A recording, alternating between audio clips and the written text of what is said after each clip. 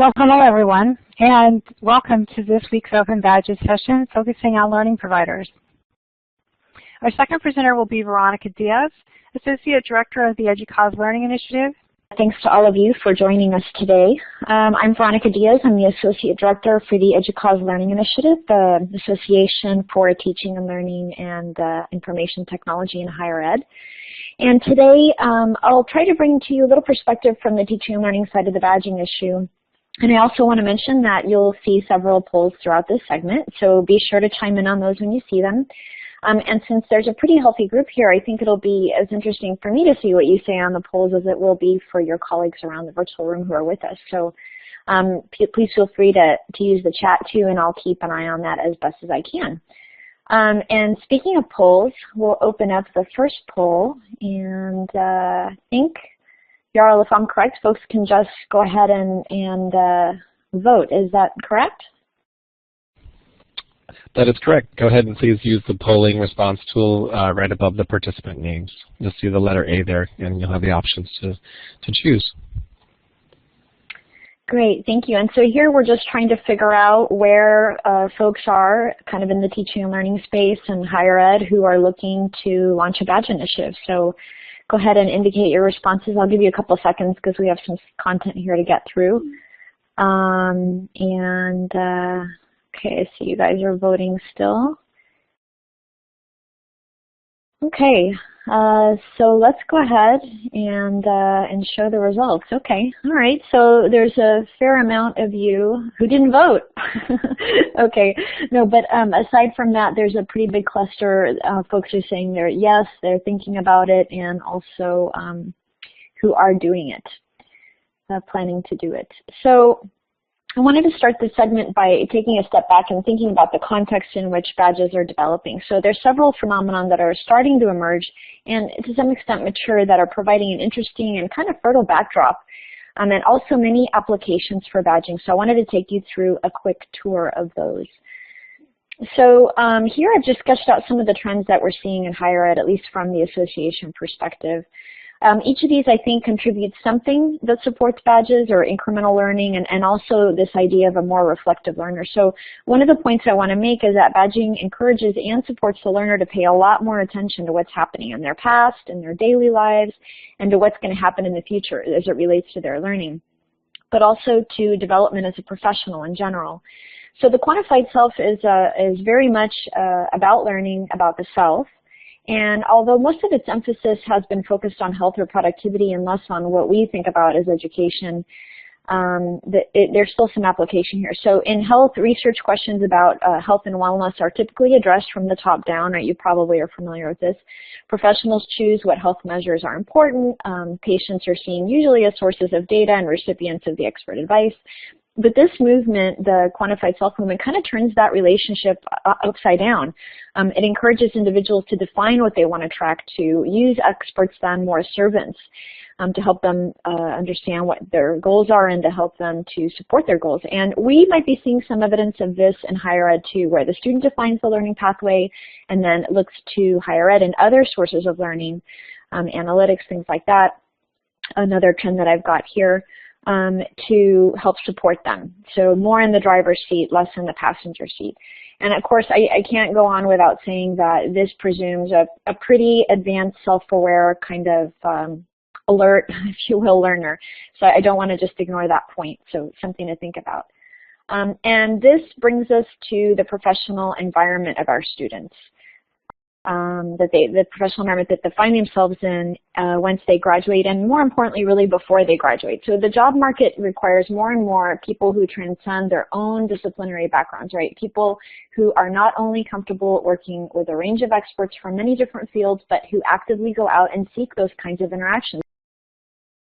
These are the kinds of folks that we want working with us. And some of what I'm sharing with you here is really based on the work that has come out of the College Employment Research Institute at Michigan State, and also some work from IDEO, and I will post the link to that here if you're interested in reading a little bit more about that. So the components of the system include what the T is, mastery of a discipline, of a system, transdisciplinary knowledge that's used in the system, mastery of additional systems as the T grows, boundary crossing skills, and understanding of yourself. That's critical, which is to my point earlier about you have to be a little bit advanced as a learner. Knowing where you want to go, that is. Again, this doesn't describe all students, but it's something to strive for and to help our students strive for that. So this also applies to those that are working to become a T-shaped employee after they graduate. In fact, becoming a T-shaped professional has really never been more important. Today's problems, as you know, require cross-disciplinary solutions, and employers need and are looking for workers who are experts, but also generalists who can speak many languages in terms of disciplinary languages, and are adaptable and fast learners. So there's many ways to become a T. A student or a professional could take courses in areas. They could get an internship outside of their major. They could get an internship within the major. They could take online courses to supplement what they're learning at their own institution, at another institution that is given credit by another organization. Lots of different opportunities here. But how do we recognize all this activity and an initiative? That's kind of the key question. You could argue that colleges and universities don't really do this well because the entire reward structure for departments and professors and even students really is based purely on demonstrating disciplinary strength. So, but occasionally, of course, we do see interdisciplinary programs and centers where there is some collaboration and overlap in disciplines, but there's not too much of that. And in fact, the transcript itself is relatively flat with little information on competencies, as many of you have already noted in the chat. So I'll turn it over to a quick poll here. Are you considering a move towards competency-based learning? I'll just give you guys a second to chime in on this, and then I'll talk a little bit about that in the connection to badging. And I see you guys are chiming in. Are you thinking about it, or definitely not? In some very few areas, you have no plans to do it, or you don't know. Maybe you're talking, but nothing yet. Okay.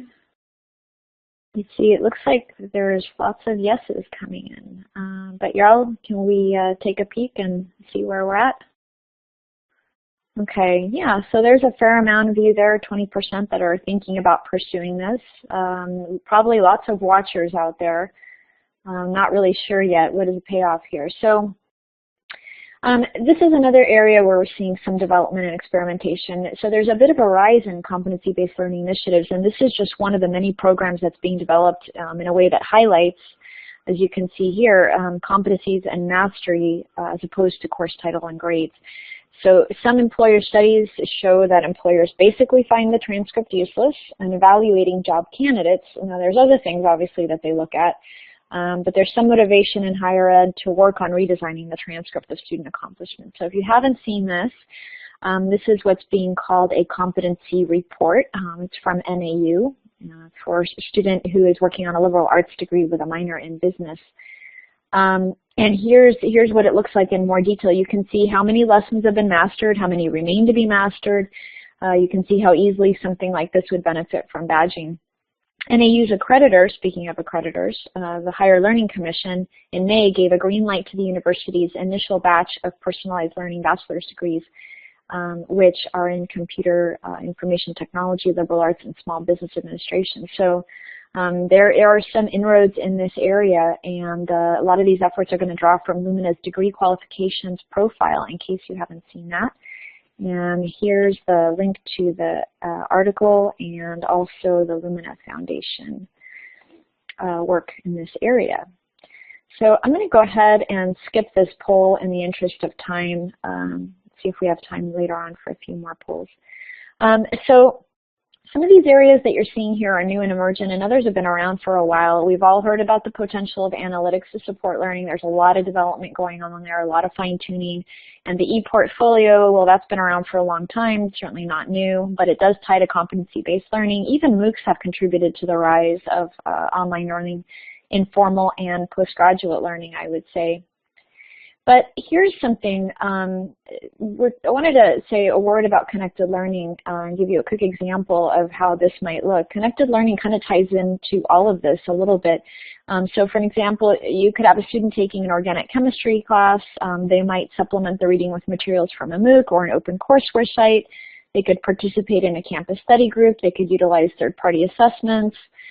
They'd use a variety of technology tools to accomplish the activities. An institution could contribute support through learning analytics and personal support, even individual live personal support. Over time, you could kind of predict how a student is doing. They could connect to other networks, refine their approach. Everything really has a role in supporting learning driven by the student, that is. And that's kind of what connected learning is all about. And I'm going to skip this poll too. I got just a couple minutes left. I don't want to go over time. But I want to also note again that you know, there's a lot going on out there in which provides this context for badges. And in some ways, it's sort of the perfect petri dish, I think, of a variety of phenomena that are coming together that are really prompting a need for badges as an evolved record of work and development. And, you know, in some ways, there's a real mismatch between existing systems of accreditation and all the possible ways of learning, but I think there's a lot of work being done in that area. And in the new learning ecosystem or in the connected learning world, badges have the opportunity to document work before college, during, after, and especially once the professional life really gets going. Here's a quick look at some of the other things that are going on. Badges, the badge seems to follow in support of the trends, like the MOOC is one of those, for better or worse. And there's speculation that the MOOC will offer the most impact right in the area of corporate learning and development. And there was a recent survey that you see here from the Future Workplace, and it was completed by 195 corporate learning and HR professionals, and 70% of the respondents said that they saw opportunities to integrate MOOCs into their own company's learning. Coupled with things like Coursera offering 75 different courses that have verifiable certificates. We're seeing some evidence that those are being accepted in the workplace. There's a lot going on in this area. Here is a sample of how the badge can break down and support modularization of curriculum. You really see some nice work going on really in instructional design. You can look at competencies at different levels, which really helps to illustrate for students where they are in the course. You see modularization, you see incremental feedback and assessment, checking off small milestones, incremental progress. Really, really nice stuff going on in badges. But who's the audience for these badges, and what will those audiences recognize badges as signals of? What will it be? Will it be learning, development, initiative, growth, networks? Could be all of that, really. And I don't want to go over time, but I do want to share with you a few other resources that have to do with things you can find on the EDUCAUSE site. So this URL here will provide you with lots of other cases of institutions that are actually trying it out and measuring their early results and outcomes of the work that they're doing. And this other item here will give you even more information on different things that you can do in the badging area. And then finally, ELI has done a fair amount of professional development around the area of badging for teaching and learning folks. We offer short courses and seminars and all kinds of other things that you might find useful as you continue to explore this area. So with that, I'll turn it back over to Deb. Thank you very much, Veronica.